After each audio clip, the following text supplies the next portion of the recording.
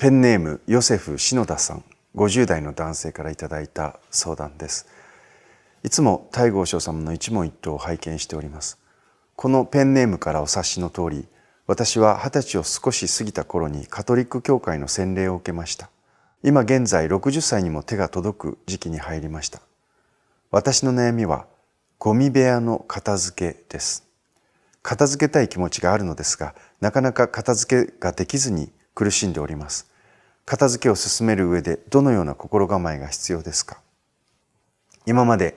カトリック教会の人々に意見をもらいましたが、私が持っている悩みを克服できそうな人はおられないことに気がつきましたので、こちらに投稿させていただきました。よろしくお願いします。整理整頓という言葉があります。整理整頓。一問一答でももう何度も、特に年末になるとこの話を繰り返しているので、お聞きになったことがある方もあるかと思います。整理整頓という言葉は、整理という言葉と整頓という言葉の2つの言葉からなっています。整理というのは不要なものを見極めて捨てること、それが整理です。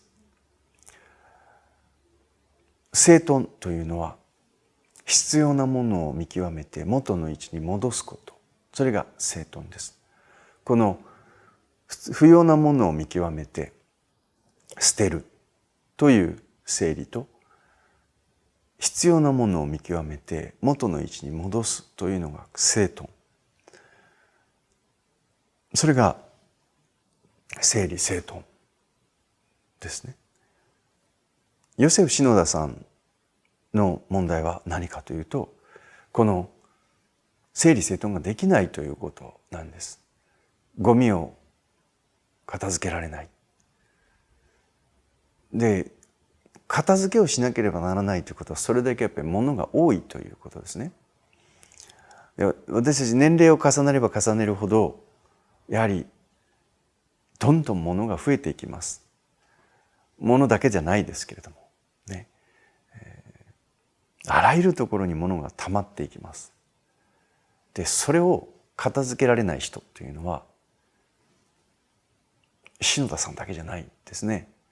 大勢の方々が整理整頓ができないということで、でもそれを自分の悩みとして認識して何とかしようと思うかっていうところがとても大事なことで、やはり物に囲まれていく生活、そしてこれだけ便利で快適な世の中になりましたから、私たちは何かちょっとでも何かことをしようと思ったら、その時に必要な道具とか物がないと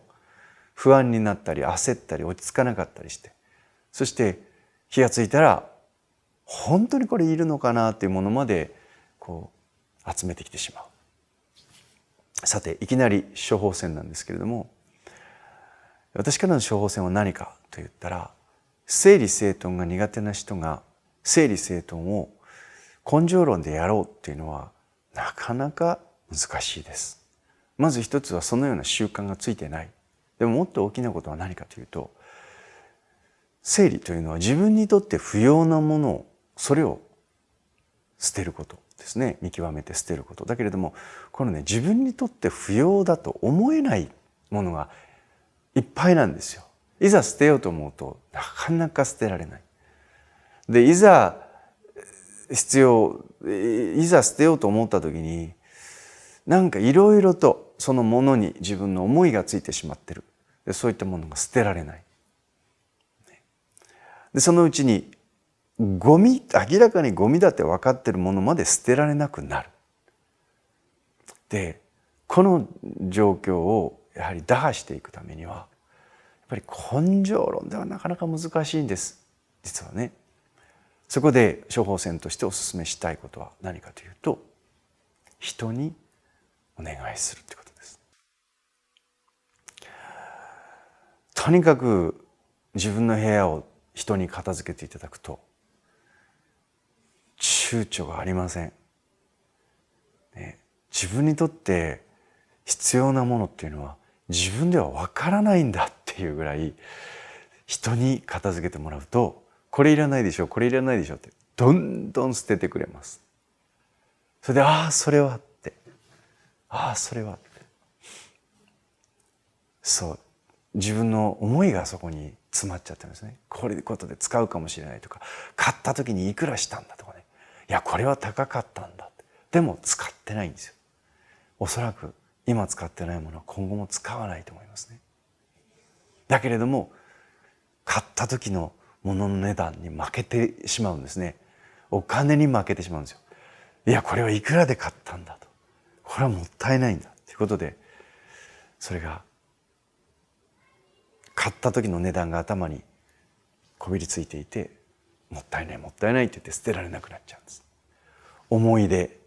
お金、いろんなものに私たちは理由をつけて捨てるということができないんですね。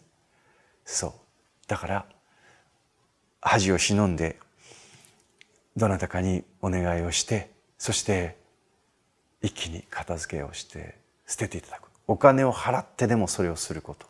これをねお勧めします。そしてね、この捨てていくときにもちろん捨ててくださる、手伝ってくださるところの現場に立ち会うとですね、でそうすると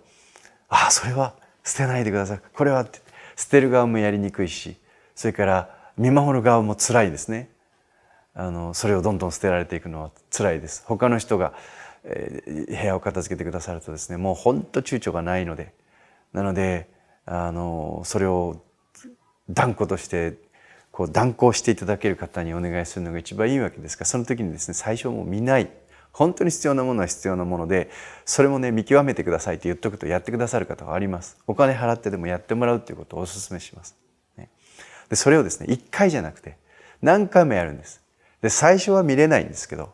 片付け終わった後にですねすっごいすっきりして、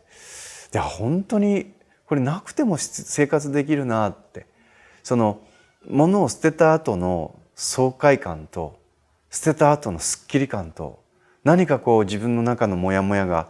肉体的にも精神的にもこうスッと降りて解放されていくような感覚になるから、あれ不思議なんですけどもね、これをねお金払っててもやってもらうってことなんですよ。でこれやってもらうとね、捨てるところを見なければ、ああよかったって思うわけです。でこれ実は1回じゃなくて2回3回やってもらうといいんです。そしてだんだん捨てていただくところを見るっていうことができるようになるのが理想です。そうするとですね、自分はこれが必要だと思っていたんだけども、他の人からちゃんと他の人に判断してもらうと、こんなもの必要ありませんよね、こんなのどうすればいいですよねって、そのなぜ必要か必要じゃないかっていうことの判断基準をですね改めて教えてくれるんですね。こういうの必要になったらこういうところ行けば手に入りますから、その時に必要な時にこれを手に入れて使えばいいんですよ、こんなの大した値段しないからとかいろいろ教えてくださるんですね。なるほど、そういうことがあるんだって言ってものすごい勉強になります。であとは片付けのコツっていうことを人様に片付けていただくとですね、それが分かるようになるんですね。物の捨てる時の判断基準、そして物を戻す時の方法、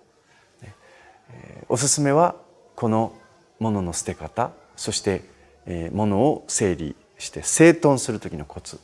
ここまでやってくださる方に1回お金払ってでもお願いをして、それを2回3回お願いすることによって、そのやり方を自分にも取り入れて、そして自分でもできるようにしていくということをお勧めします。どうしたらこのゴミを片付けられるでしょうか。私の結論は人に頼むことです。大いにお願いして、お金がかかってもお願いをして、そしてその片付ける感覚、そして片付けた後の気持ちよさを体感なさってください。整理整頓、ぜひ人様にお願いをしてみてください。